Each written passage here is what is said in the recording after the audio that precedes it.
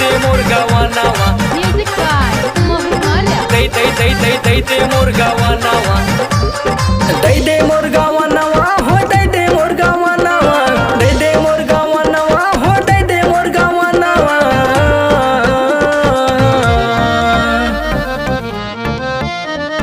कैदा भौजी भाई ऐसे दे मोर गावानावा कैदा भौजी भाई ऐसे दे मोर गावानावा दे मोर गावानावा हो दे मोर गावानावा दे मोर गावानावा हो दे मोर गावानावा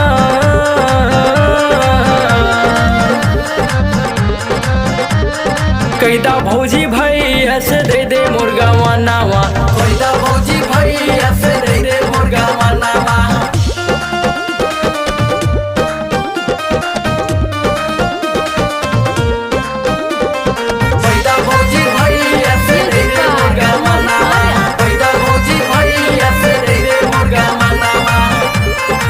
गदरल जवानी बफर के नयान हो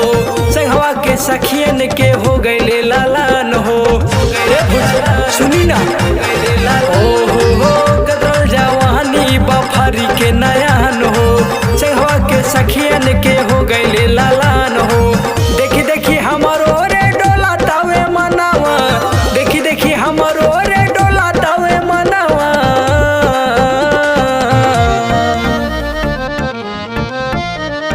कैदा भौजी भाई ऐसे दे मोर गावानावा कैदा भौजी भाई ऐसे दे मोर गावानावा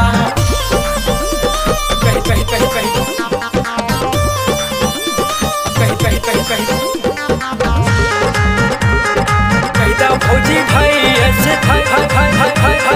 भाई ऐसे दे मोर गावानावा दे मोर गावानावा अब ना ढोआता ही जवानिया के बोझा कबले रखबू भौजी अपना तू सोझा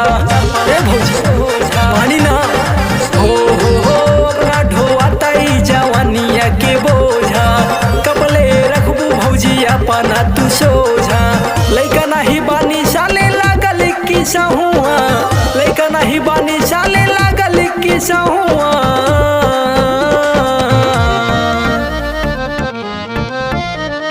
कैदा भौजी भाई ऐसे दे मोर गावानावा कैदा भौजी भाई ऐसे दे मोर गावानावा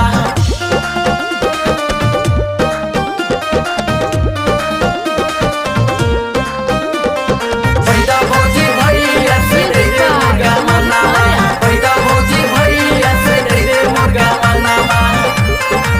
भैया के भौजी होती है समझाई नून रोटी नहीं हर में कबले हो खाई कबले हो खाई कबले हो भैया की भौजी होती है समझाई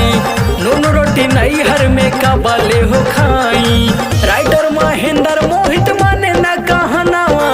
राजेश छलिया अजय माने न कहनावा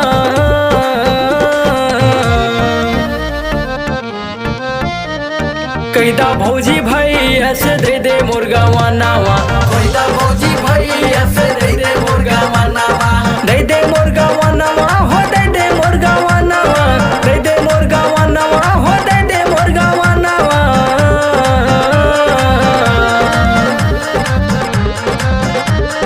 कैदा भौजी भाई ऐसे दे मोर गावा